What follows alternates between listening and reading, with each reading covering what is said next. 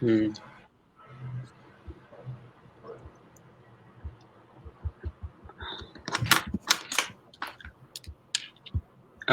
जैसा कि हम लोगों का प्लान था अ, आज हम एनओएस के स्कॉलरशिप से रिलेटेड हम लोग लाइव आने वाले थे, तो हम थोड़ा-सा डिले हैं बट चूँकि स्ट्रीमिंग का हम लोग को ज़्यादा एक्सपर्टीज़ नॉलेज नहीं है, इस वजह से हम डिले हो गए।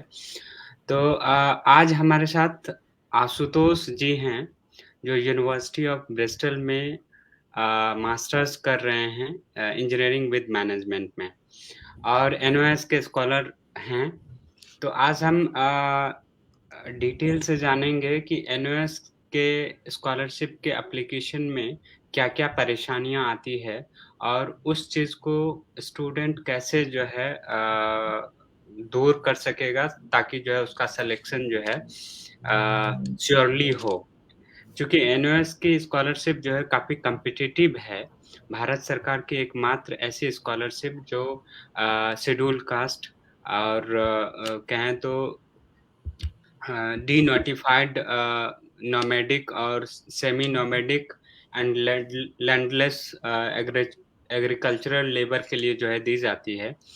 तो इसमें जो है वैसे स्टूडेंट जिनको जानकारी के अभाव में छोटी-छोटी गलतियाँ कर बैठते हैं, तो उसके लिए हम लोग आज जो है लाइव आके सारे क्वेश्चन्स का जवाब देने वाले हैं।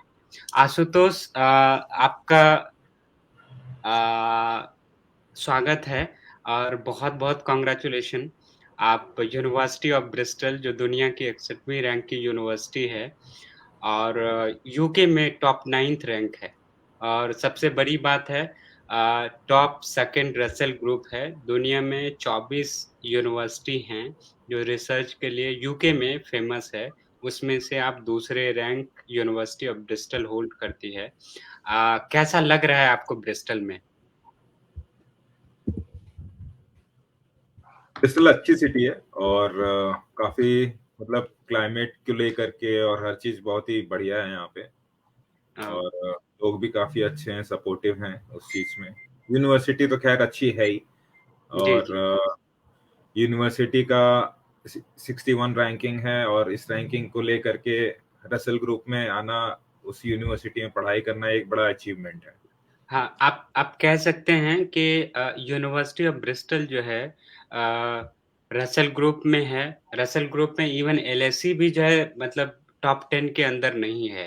ये आप एग्ज़ैक्टली। देखेंगे तो बहुत सारी यूनिवर्सिटी एक यूनिवर्सिटी है बर्मिंघम जो टॉप फर्स्ट पे है, सेकंड पे जो है यूनिवर्सिटी ऑफ ब्रिस्टल है।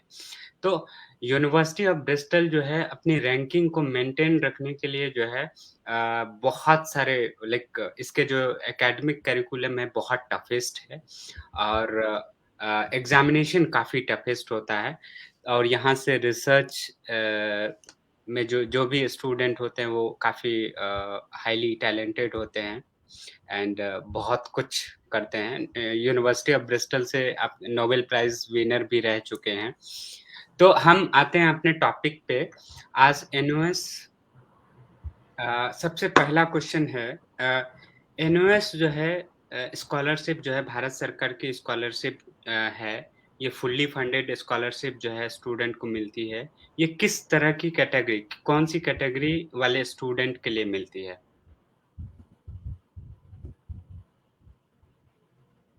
ये स्टूडेंट यहाँ पे पहली बात तो ये है कि स्टूडेंट को पहले क्वालिफाई करना पड़ेगा, जो बेसिक नीड है गवर्नमेंट की हुँ, हुँ। और जैसे कि 60% से अबव मार्क्स होने चाहिए हुँ, हुँ। और आपके पास अनकंडीशनल ऑफर लेटर होना चाहिए हुँ, हुँ। और किस प्रोग्राम में जा रहे हैं ये भी होना चाहिए क्योंकि इंजीनियरिंग एंड मैनेजमेंट में होना चाहिए और पीएचडी कर रहे हो या कोई रिसर्च कर रहे हो और ये सब चीजें जो गवर्नमेंट के क्राइटेरियाज हैं अगर आप फुलफिल करते हैं तो आपको चांसेस बढ़ जाती है और सबसे बड़ी बात यह है कि आपकी यूनिवर्सिटी की रैंकिंग जितनी अच्छी होगी उतने ज्यादा चांसेस आपके बढ़ जाएंगे। हाँ, हम लोग मतलब सबसे पहला आप ये इसमें क्या है कि एनओएस जो है हम लोग की जो कैटेगरी है लाइक एनओएस के में जो स्कॉलरशिप की कैटेगरी है वो शेड्यूल्ड कास्ट एंड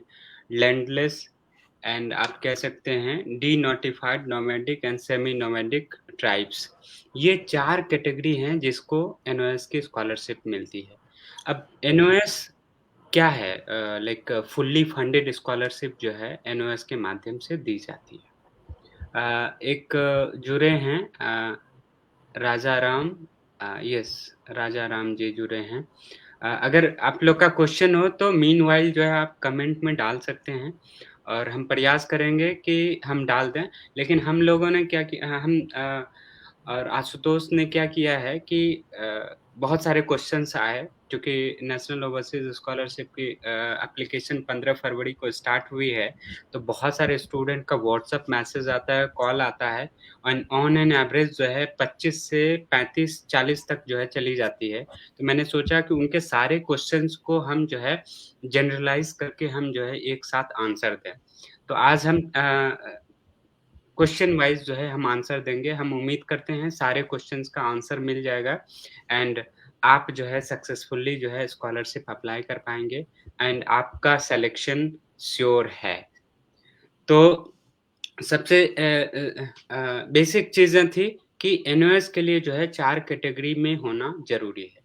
ये भारत सरकार की एक ऑर्गनाइज़ेशन है ministry of social justice and empowerment जिसके तहत जो है आपको नेशनल ओवरसीज़ स्कॉलरशिप की स्कीम चलाई जा रही है और ये फुल्ली फंडेड स्कॉलरशिप है। इसमें आपको घर से ₹1 लगाने की बात नहीं है। अगर आप इंडिया से बाहर कहीं पढ़ना चाहते हैं, तो आपको फुल्ली फंडेड स्कॉलरशिप मिलेगी। दूसरा क्वेश्चन है आशुतोष जी इसमें नंबर ऑफ सीट क्या है? और जैसे लोग कहते हैं कि 1 सेकंड हाँ, नंबर ऑफ सीट क्या है? Number of seats schedule caste के लिए 115 है, 115, और डी नोटिफाइड और nomadic and semi nomadic tribes जो हैं उनके लिए सीट्स 6 सीट्स हैं, और landless agricultures labours and traditional artisans जो हैं उनके लिए 4 सीट्स हैं। इवन दो टोटल 125 सीट्स हैं मिला यानी करके। 125 सीट हैं एंड उसमें पार्ट बाँटा गया है, तो मैक्सिमम सीट जो है 115 जो है वो शेड्यूल्ड कास्ट के लिए है शेड्यूल एंड कास्ट बाकी के लिए, कैटेगरी वाले के लिए थोड़ा-थोड़ा सा सीट है, यानी 125 है और और जिसमें कि इसमें वुमेन एम्पावरमेंट के लिए 30% सीट रिजर्व्ड है उसके हाँ, अंदर। वो हाँ, इंडियन इंडियन लाइक गर्ल के लिए जो है 30% सीट जो है रिज़र्व है। तो सबसे बड़ी बात है कि इंडियन गवर्नमेंट की एकमात्र स्कॉलरशिप है नेशनल ओवरसीज़ स्कॉलरशिप जो शेड्यूल्ड कास्ट के लिए जो है दी जाती है। और हाँ, इसमें किसी भी तरह का आपको टेस्ट नहीं ली जाती है, बट आपके पास जो है टैलेंट होनी चाहिए, आपके पास जो है इतना टैलेंट होना चाहिए कि आप टॉप यूनिवर्सिटी टॉप क्यूएस 500 के अंदर की यूनिवर्सिटी में जो है आप ऑफर होल्ड करते हो। हालाँकि अच्छा। बताएँगे बहुत सारी बातें हैं जो बहुत सारा ट्रिक्स है जो जिसको आप फ़ॉलो करेंगे तो टॉप यूनिवर्सिटी में भी आप ऑफ़र ला सकते हैं एंड आप अपना स्किल एनहांस करके जो है अच्छी यूनिवर्सिटी में पढ़ सकते हैं। तो बिना देर किए हम तीसरा क्वेश्चन जो हमारे स्टूडेंट से आया था कि वो पूछ रहे थे कि सर हम 500 के अंदर मेरी यूनिवर्सिटी की रैंकिंग है, क्या मुझे स्कॉलरशिप मिल पाएगी? तो जैसे कि मैंने बताया था कि 500 के अंदर रैंकिंग है तो चांसेस बहुत ही कम हो जाते हैं, क्योंकि बहुत सारे स्टूडेंट्स हैं और आजकल स्टूडेंट काफी अच्छा पढ़ाई भी कर रहे हैं, तो उससे उनकी रैंकिंग के चांसेस ज्यादा होते हैं ना कि रैंकिंग अगर ज्यादा हो किसी की। जैसे कोई 400 की रैंकिंग वाले यूनिवर्सिटी से अनकंडीशनल ऑफर लेटर लेता है तो ओह उसके ग्रेट! चांसेस कम हो जाते हैं। अगर आप टॉप 100 यूनिवर्सिटीज के रैंकिंग के ऑफर लेटर है आपके पास में, वो भी अनकंडीशनल है, तो आपके चांसेस ये मान के चलिए कि 90% चांसेस आ जाते हैं कि आपको मिलना ही मिलना है, अगर आपके डॉक्यूमेंट पूरे सही हैं। क्योंकि इनकम सीलिंग सबसे बड़ा हुँ, सीलिंग जो इनकम पे आता हम है। आएँगे, इनकम इनकम बहुत बड़ा फैक्टर है, उस पे हम लोग हाँ, आएँगे।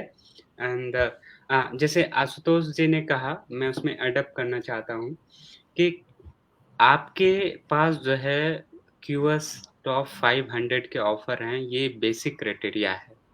वर्स्ट केस में 500 तक जाती है।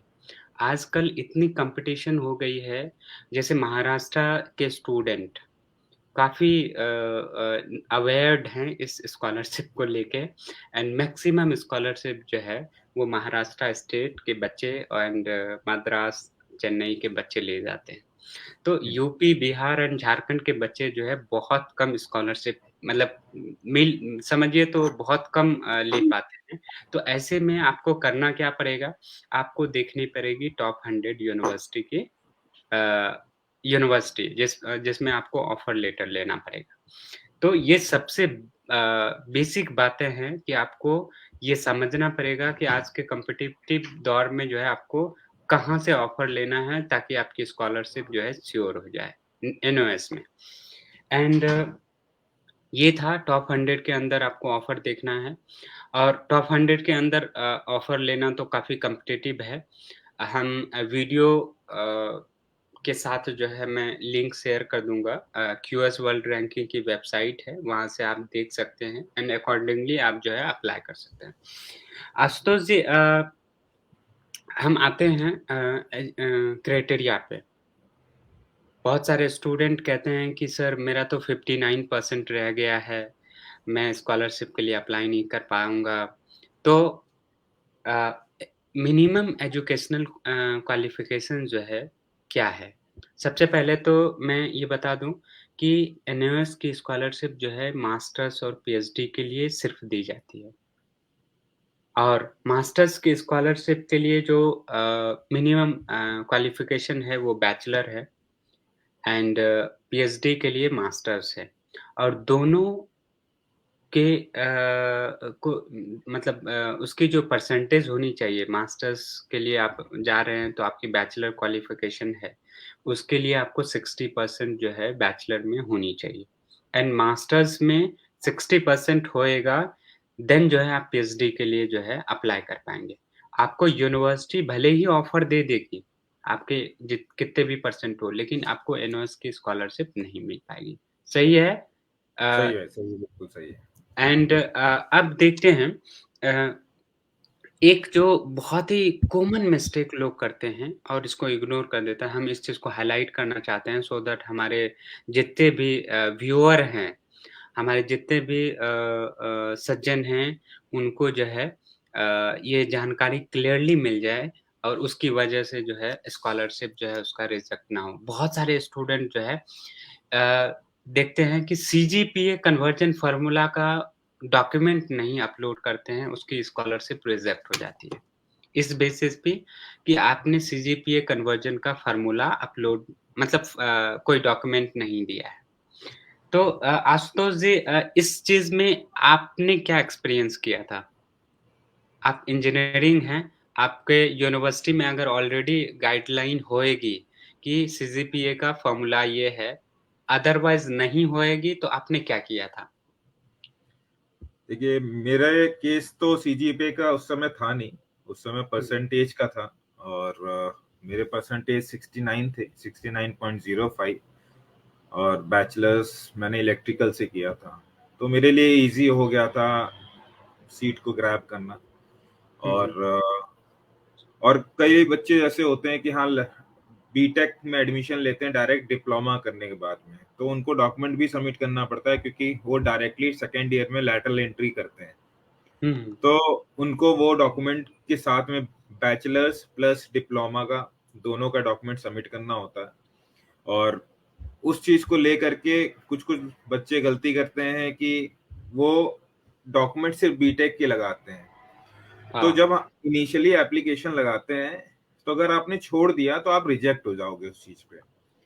हुँ, तो हुँ, हुँ। और एक बार रिजेक्शन के बाद में आपको फिर वो चांस नहीं देते हैं कि हाँ आप दोबारा सबमिट करो, तो आपको नेक्स्ट ड्रॉ में ही आपको चांस मिलेगा दोबारा सबमिट करने का। और क्या हुँ, होता है कि आपके कोर्स और प्रोग्राम में कौन सा सूटेबल आ रहा है उस पे भी डिपेंड करता है। अब लोगों ने जैसे कि कोई पहले कुछ जगह पे मतलब हुँ, कि जैसे कि हिस्ट्री पढ़ना चाहा किसी ने कि हाँ, मैं यूके जाऊँगा या यूएस जाऊँगा या कनाडा जाऊँगा, हिस्ट्री पढ़ना है मेरे को। हुँ, तो हुँ, वो आप हिस्ट्री नहीं पढ़ सकते क्योंकि वो चीज़ पहले से ही बंद की गई है गवर्नमेंट की तरफ से कि अगर आपको पढ़ना है तो कुछ ऐसी चीज़ पढ़नी है जिससे गवर्नमेंट को बेनिफिट हो, डायरेक्टली और इनडायरेक्टली। तो ये भी मैटर करता है उस चीज़ में एजुकेशन में। तो सीजीपीए हर यूनिवर्सिटी का अलग-अलग कैलकुलेशन फॉर्मूला है, उससे आप कैलकुलेट कीजिए, परसेंटेज माँगते हैं और सीजीपीए भी माँगते हैं उसमें, तो आप उस हिसाब से दे सकते हैं उस चीज़ को। हाँ, इसमें हम थोड़ा-सा ऐड करना चाहेंगे, जैसे स्टूडेंट क्या फेस करते हैं, चूँकि वो पास आउट हो गए रहते हैं या फिर अर्लीस्ट लाइक पास आउट हो जाते हैं, तो उसका कम्युनिकेशन यूनिवर्सिटी से नहीं हो पाती है। हुँ, ऐसे केस में वो बहुत सारे स्टूडेंट जो है प्रॉब्लम फेस करते हैं। बट ये डॉक्यूमेंटेशन जो है करना बहुत ज़रूरी है अगर आप एनओएस की स्कॉलरशिप चाहते हैं तो। तो आपको क्या करना पड़ेगा? या तो ढूँढना पड़ेगा कि आपके जो यूनिवर्सिटी के सीजीपीए कन्वर्जन का फ़ॉर्मूला है, आपके यूनिवर्सिटी के वेबसाइट पे जो है वो स्टाम्प्ड है कि नहीं है, साइन्ड है कि नहीं है।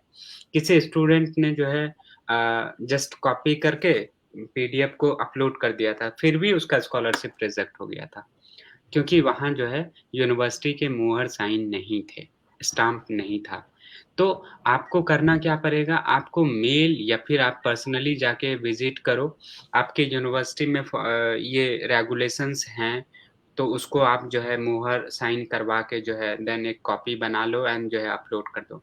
अदरवाइज़ नहीं है सीजीपीए कन्वर्ज़न का फ़ॉर्मूला, तो ये जनरल होगा कि आपने जितने मार्क्स ऑब्टेन किए, आउट ऑफ कितना है, उसको आप लिखवा लीजिए कि there is no CGPA conversion formula in this university and percentage is being calculated in this manner। तो इस तरह से आप कर सकते हो। यूनिवर्सिटी से रिक्वेस्ट कर सकते हो, वो आपका वैलिड डॉक्यूमेंट हो गया। अब आते हैं जो एनओएस में जो है ऐज क्राइटेरिया है, ऐज बार है, वो 35 है। अगर आपकी ऐज जो है 35 से लेस है, लाइक 35 तक है, तो आप जो है इस स्कॉलरशिप को अप्लाई कर सकते हैं, राइट?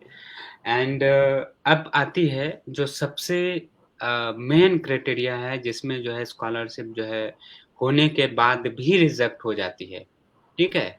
जैसे पिछले बार हमें बहुत सारे स्टूडेंट का फ़ोन आया, मैसेज आया कि सर मेरा प्रोविज़नल स्कॉलरशिप हो चुका है, बट मेरा जो है फाइनल में रिजेक्ट हो गया, मैं क्या करूँ? बहुत सारे अप्रोच हाई लेवल प्रोटोकॉल की वो बात कर रहे थे बट कहीं कोई काम आने वाला नहीं है। तो मैं आपको एक चीज़ बताता हूँ इसमें आपको करना क्या है? आपको सावधानी कहाँ बरतनी है? इनकम की बात आती है तो इनकम जो है एनओएस में सबसे इम्पोर्टेंट जो है फैक्टर है, आपका 8 लाख से अंदर होनी चाहिए आपकी होल फैमिली। तो इसमें आशुतोष जी अगर मैं कहीं गलत हूँ तो आप करेक्ट करिएगा एंड हाँ जी, बिल्कुल। आप ऐड कर सकते हैं। हुँ, अ, एप्लीकेंट, उनके माँ-बाप, ठीक है? और एप्लीकेंट से छोटा अगर कोई अर्निंग कर रहा है, जो हाउसहोल्ड इनकम में जो है न ऐड हो रहा है, तो आपको इन चारों व्यक्ति को फैमिली मान के जो है आपको फैमिली इनकम जो है आपको एक साथ जो है पैरेंट इनकम जो है मतलब फैमिली इनकम का जो टैब है एनओएस के एप्लीकेशन में, वहाँ अपलोड करना पड़ेगा। अब हम आते हैं 2-3 दिन पहले एक लड़की ने फ़ोन किया एमपी से, मैं नाम नहीं बताऊँगा। उन्होंने बोला कि सर हाँ, नहीं पंजाब की लड़की थी, पंजाब की लड़की ने मुझे फ़ोन किया एंड बोला कि सर ये मेरा इनकम सर्टिफ़िकेट है। मैंने देखा तो उनके फ़ादर के नाम का इनकम था। तो वो समझ रहे हैं कि ये मेरी फैमिली इनकम है, बट एनओएस जो है आपके नाम की इनकम जो है माँगती है एंड चाहे वो लाइक पूरा फैमिली का ही इनकम हो, चूँकि तहसीलदार से जो बनती है, उसमें फैमिली इनकम ही दिखाई जाती है। आपका नाम रहेगा, पिताजी का नाम लिखा रहेगा एंड लिखा रहेगा कि ये आपका और आपकी फैमिली का इनकम है, तो ये कंसीडर होता है होल फैमिली का। तो आपके पास अगर तहसीलदार की नहीं है इनकम, तो आपको आईटीआर जो है, आप रेगुलर फाइल कर रहे होंगे, तो 21-22 अभी हाँ, एक चीज़ और समझना बहुत इम्पोर्टेंट है कि ये है मार्च 2023। इस समय जो है आपको कौन-सी ईयर की फाइनेंशियल ईयर की आपको चाहिए इनकम? तो आपको चाहिए 21-22 की, क्योंकि 22-23 जो है अभी तो मार्च जो है खत्म भी नहीं हुई है।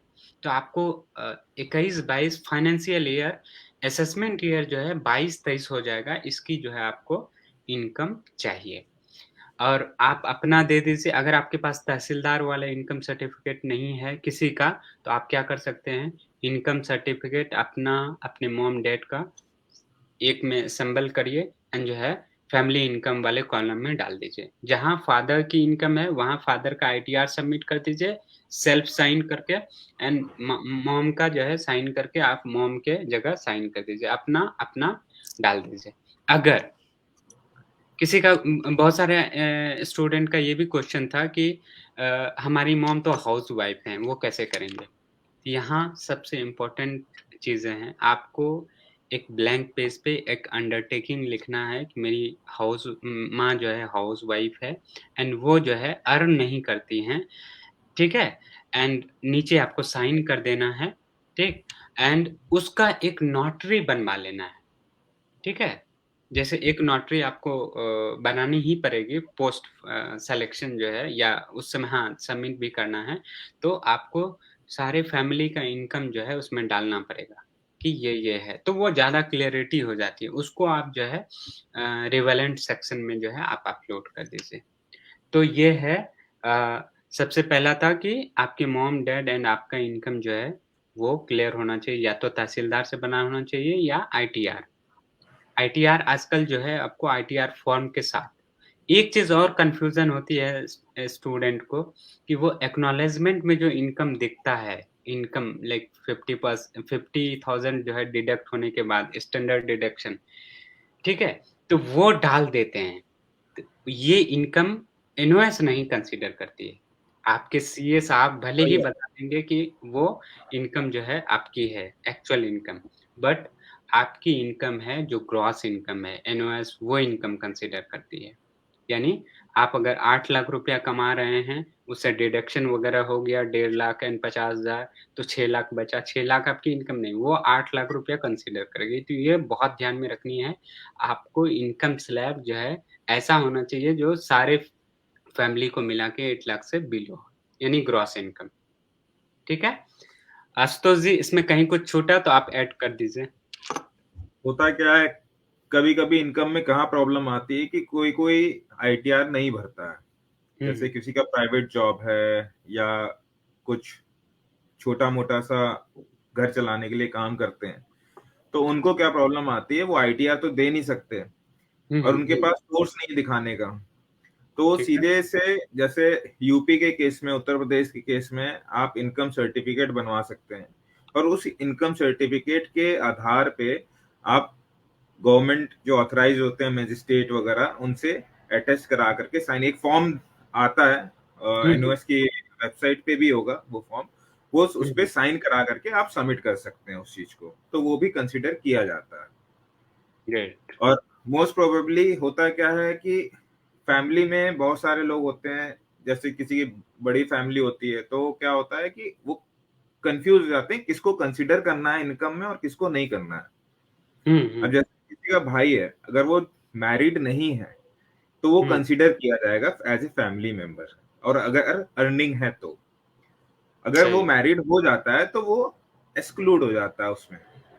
तो फादर की जो इनकम है और मदर की इनकम है और सेल्फ की इनकम है, अगर कोई लड़का या लड़की उसकी इनकम है, तो वो टोटल कितना इनकम बन रहा है वो हुँ, फैमिली हुँ, इनकम में कंसिडर होता है। तो उस चीज में ग्रेट। कंफ्यूज ना होए कोई, क्योंकि बहुत सारी चीजें देखी जाती हैं फैक्टर, और सबसे ज्यादा रिजेक्शन जो आती है वो इनकम सर्टिफिकेट को लेकर के आती है एनओएस में।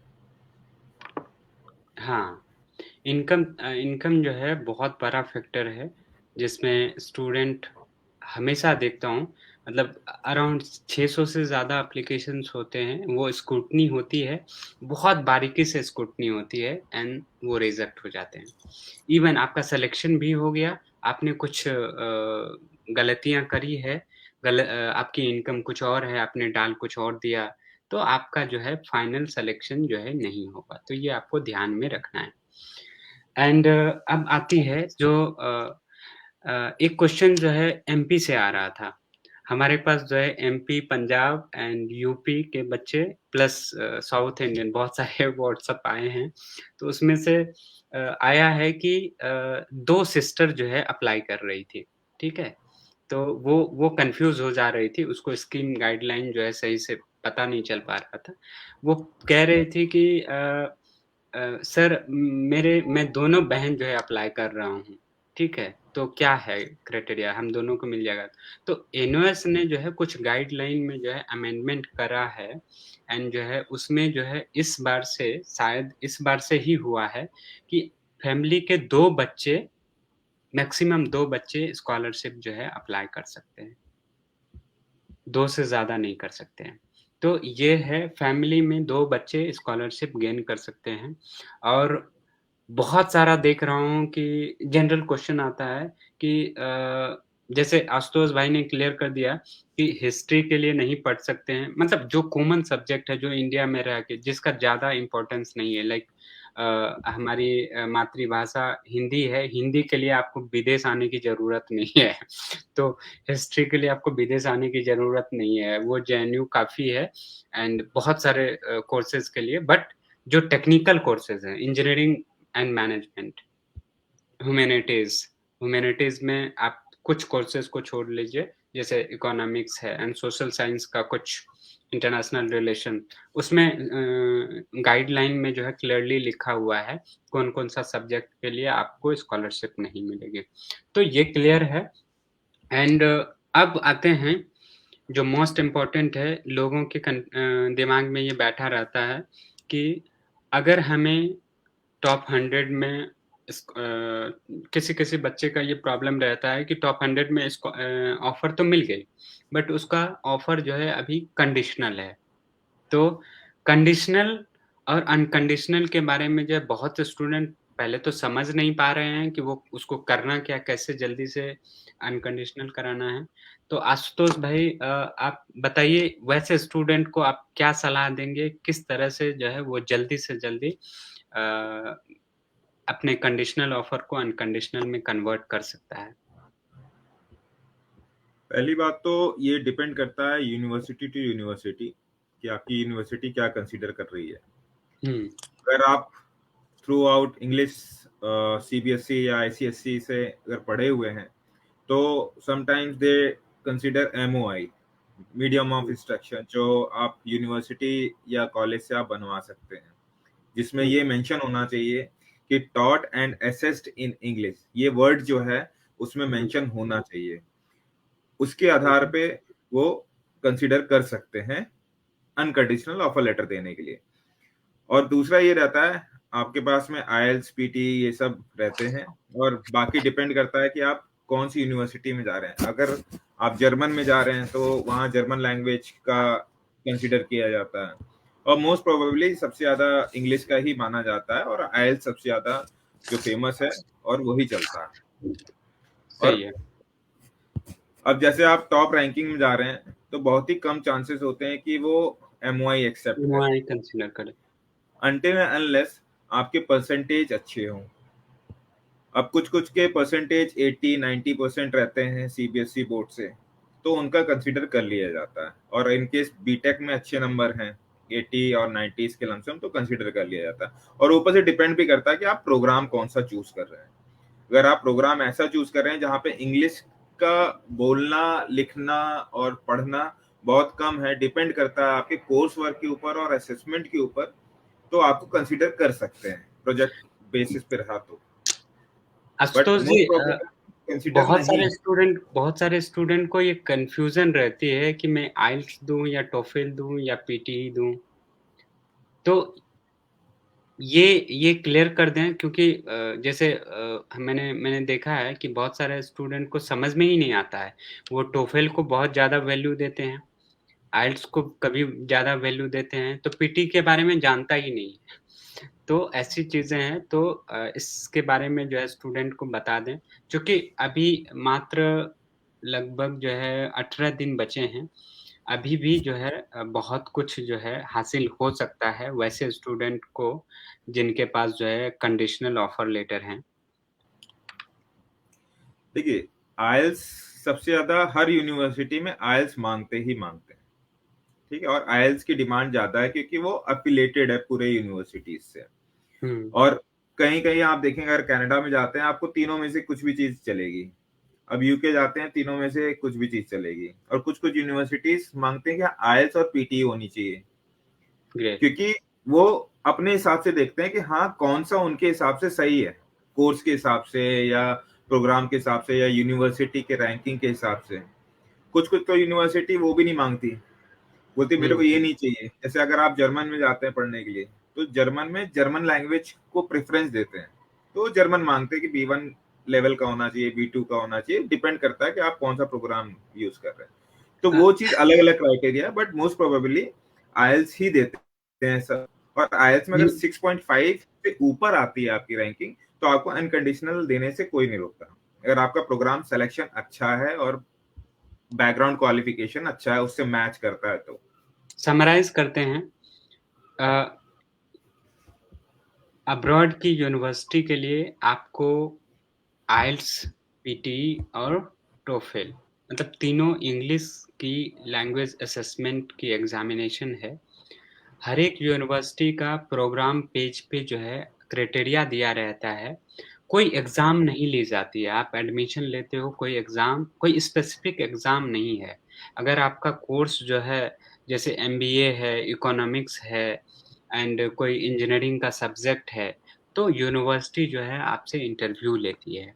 आप उसके बाद ही जो है आपको ऑफ़र करती है। ये जनरल ये है जनरल क्राइटेरिया है कि वैसे कोर्सेज़ के लिए आपका इंटरव्यू लेगा देन जो है आपको ऑफ़र लेटर देगी।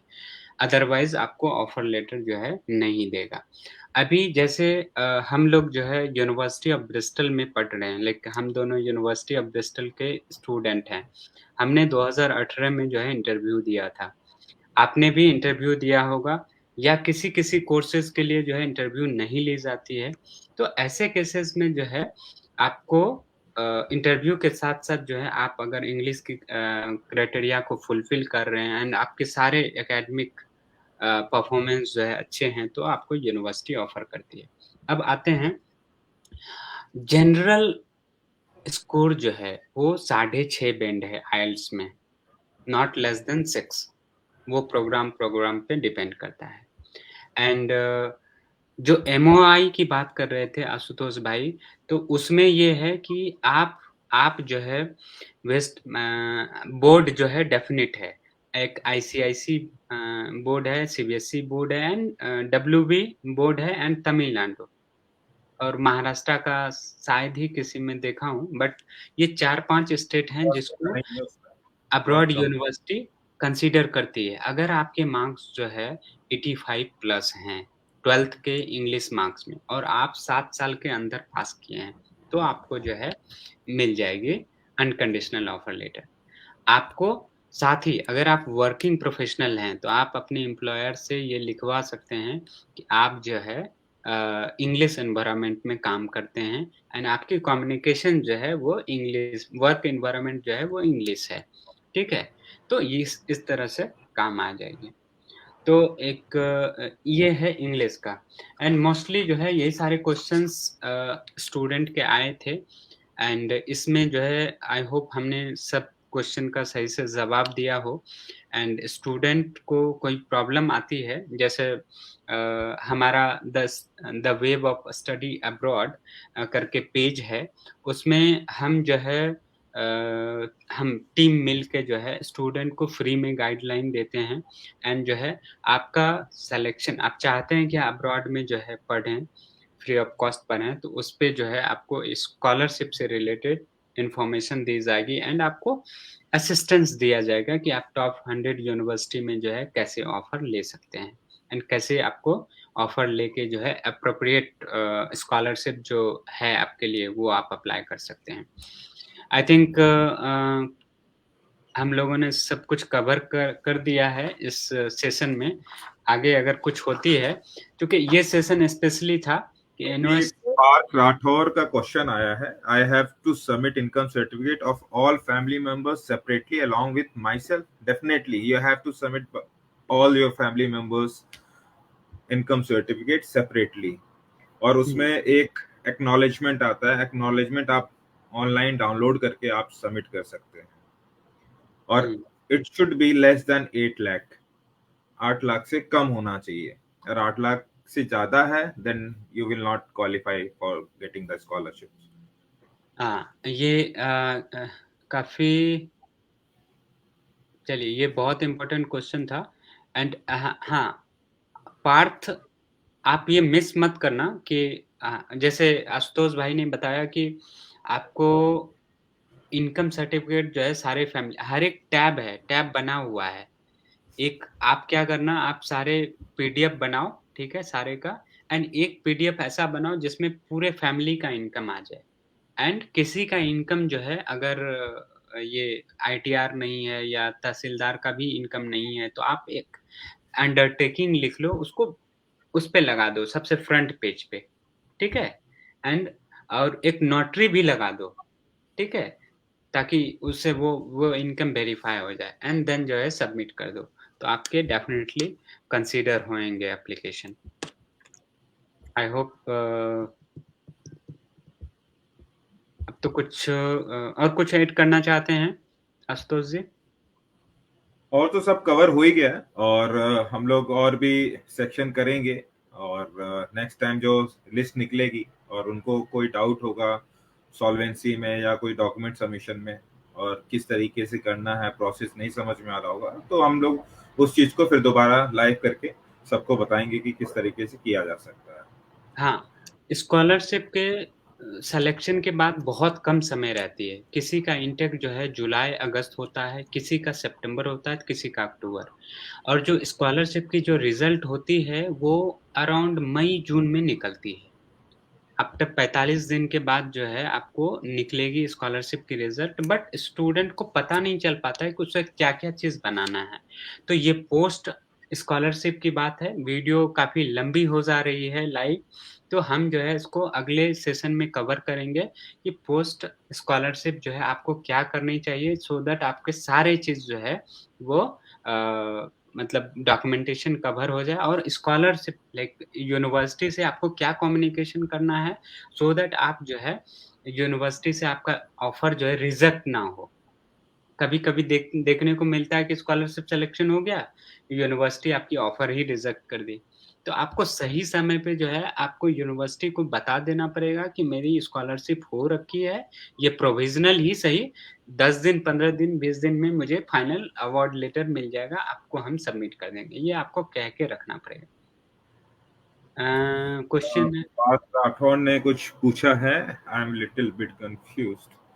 Till my BTech, I have submitted my father income certificate. As per my knowledge, Tehsil provided only the main person income certificate for whole family. मैं आंसर कर देता हूँ। हम्म, पार्थ, सबसे पहली बात तो अगर आप ये समझ रहे हैं कि आपके फैमिली इनकम में जो है वो लिखा रहता है कि पूरे परिवार का इनकम है, ठीक है?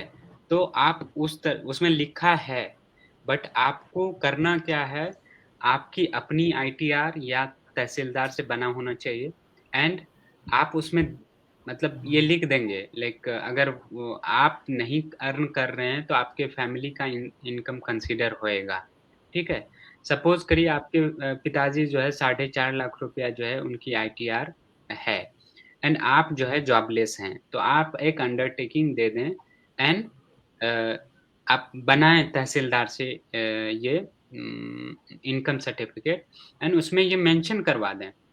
तो जो कैलकुलेटेड वैल्यू होगी लाइक पापा की 4.5 होएगी, आपकी 0 होएगी, ठीक है? या आपका 90,000 होगा, मान लीजिए 1,20,000 होगा, या आप आईटीआर भरते हैं, 0 आईटीआर भरते हैं, तो वो, और आप अपने मम्मी का, तो तीनों का जोड़ के, ये तीनों का जोड़ के होता है फैमिली इनकम। ऐसा नहीं कि पिताजी का इनकम सर्टिफ़िकेट जो तहसीलदार से बना है, वो मेन इनकम हो गया।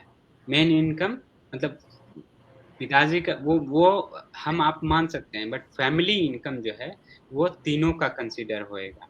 तो आपको तीनों को जो है एक पीडीएफ में करना है एंड फैमिली इनकम वाले टैब में अपलोड करना है एंड इंडिविजुअल वाले कॉलम में अपना मॉम का मतलब इंडिविजुअल का अपलोड करना है इनकम।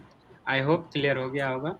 और इनिशियली जब आप अप्लाई करते हो स्कॉलरशिप के लिए, तो उसमें सबका पूछते भी हैं कि मदर की इनकम क्या है, फादर की इनकम क्या है, ब्रदर की इनकम क्या है, सिस्टर की इनकम क्या है, हाँ। और ऊपर ये भी रहता है अगर आपके कंडीशन में अगर ये भी है कि अगर सिस्टर है और अनमैरिड है और वो वर्किंग प्रोफेशनल है, then you have to include that also, otherwise it will be difficult to prove that whether she is earning, she is not giving us the money, it doesn't matter, hmm. Include करना पड़े उस चीज को। Unmarried ना? हाँ, अगर unmarried. Unmarried हैं और अर्निंग प्रोफेशनल है तो, अगर मैरिड हो हाँ। गए हैं तो आपको इंक्लूड करने की जरूरत नहीं है, अगर भाई है मैरिड हो गए हैं तो आपको इंक्लूड करने की जरूरत नहीं है। तो आई होप मैरिड 8 लाख अगर हो से। गए हैं तो मतलब उनका हटा देना है, अपना रखना है, फादर का रखना है, मदर का रखना है, दैट्स इट। और ध्यान रखना है कि आपकी जो इनकम है वो 8 लाख से पार ना हो। मतलब आपकी ग्रॉस इनकम जो है वो 8 लाख से पार ना हो। और अगर बाउंड्री लाइन पे है लाइक 7,90,000 के समथिंग है तो थोड़ी सी रीचेक जो है हो ही गई। तो उस पॉसिबिलिटी को आप जो है रिमूव कर सकते हैं। इसको समझाने की जरूरत नहीं है, आप उसको जो है कर सकते हैं। क्या जीरो आईटीआर भर सकते हैं? भाई जीरो आईटीआर जो है जीरो आईटीआर तो लोग भरता ही है बट नील करके लोग जो है जैसे क्या कहते हैं ना कि कुछ दिखा दीजिए ट्यूशन पढ़ रहे हैं। वो आपके सीए बता सकते हैं जीरो आईटीआर भरा जा सकता है। सिंपल सा आंसर है, जीरो आईटीआर भरा जा सकता है। हाँ, आप जो है इलीगल वे में ना सोचें, बट आईटीआर जो है वो जीरो भरा जा सकता है। सीए जो है आपको अच्छे से गाइड कर सकते हैं। राजाराम जी शायद आपके आंसर मिल गए होंगे। अगर आपका आईटीआर लाइक अभी जो है 23-24 की असेसमेंट ईयर चल रही है, यानी 22-23 का इनकम होएगा, इनकम फाइनेंशियल ईयर। बट 22-23 की फाइनेंशियल ईयर की इनकम जो है आपको नहीं देना है। देना कौन सा है? 21-22 का। तो आपके पास पहले से होना चाहिए। 22-23 का उनको जरूरत पड़ेगा जो जनवरी इनटेक के लिए जा रहे हैं।